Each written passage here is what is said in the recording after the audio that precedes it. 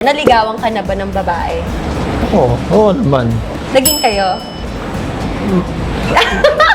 Multiple times. Cheap lang ako. Easy to get ka lang. I'm very cheap ako. Easy to get ako eh. Ganun ako nung bata ako eh. Parang, you like me? Oh, I like you. You don't like me? I like you. I like you pa rin. Nakakuha ka ba ng indecent proposals? Taga-showbiz din. Supporting actress. Sabi niya, anak ka mo naman ako. Anak ka mo naman ako. Bakit? Wala, anak na talaga ko. Ganun ba? Sino to? Ganun ka casual. Never ka nag-yes sa isang indecent proposal? Hindi pa. Hindi pa. Nag-offer ka na ba ng isang indecent proposal to anybody? Hindi pa. Hindi pa. Kasi nung mga times nanggagaling ako sa, syempre, pagising mo sa umaga, mag-eyeliner ako, tataras ako ng book, may patistis. Wala, one eyeliner lang. Isa lang yung eyeliner ko, tusok na tusok, pinapaliguan ko yung bagets. Oh my God, ano nangyari sa life ko?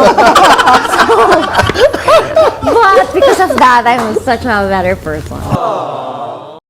Tituruan niya ako magpatulog ng bata. Eh, meron siyang kanta na hindi sila makatulog kung hindi yung kanta na yun. So, yung kanta niya is basically Anong kanta ito? ad-lib na kung ano ng mga words.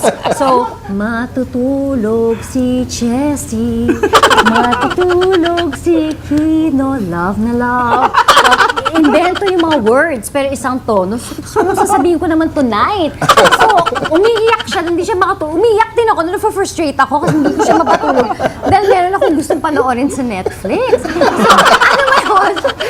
Ano nangyari ang breakup? I remember she was wearing like a super nice na dress na basta makulay eh. So, kami naman yung nag-uusap na yung ako sabi ko, I think we should like focus on work. Kailangan natin magtrabaho. Sayang naman yung mga career natin. So, I was driving around Metro Manila and then hininto ko yung car.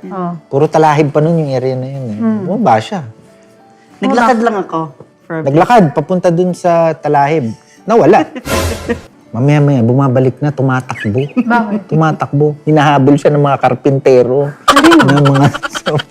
Ba't kayo nahabol? I don't Papapicture remember. sa'yo? Siguro. Pero natakot ako. So, tumakbo lang ako back to the car. I remember kasi Rochelle, di ba? Had to go. Nagkatampuhan kayo ni Rochelle? Ayaw nang mag-renew. Actually, si Jopay ang unang hindi nag-renew. Tapos sumunod si Rochelle. Pero syempre, nasaktan ako. Naalala ko kasi, kaming anim, kaming singers, parang nag-usap-usap kami na wala nang magre-renew. That time. Sabay-sabay. Pinagkaisahan niyo ako, gano'n. Hindi, yun po yung word. Totoo po yun. Napagkaisahan talaga si Ate Joy that day. Tayo ha, lahat na tayo, hindi na tayo magre-renew. Okay ka, hindi tayo magre-renew. Kaming anim po yun. Unang tinanong Monique. Pangalawa ko, Yvette, yan. Last si Ate Rochelle. Okay. That was a painful moment.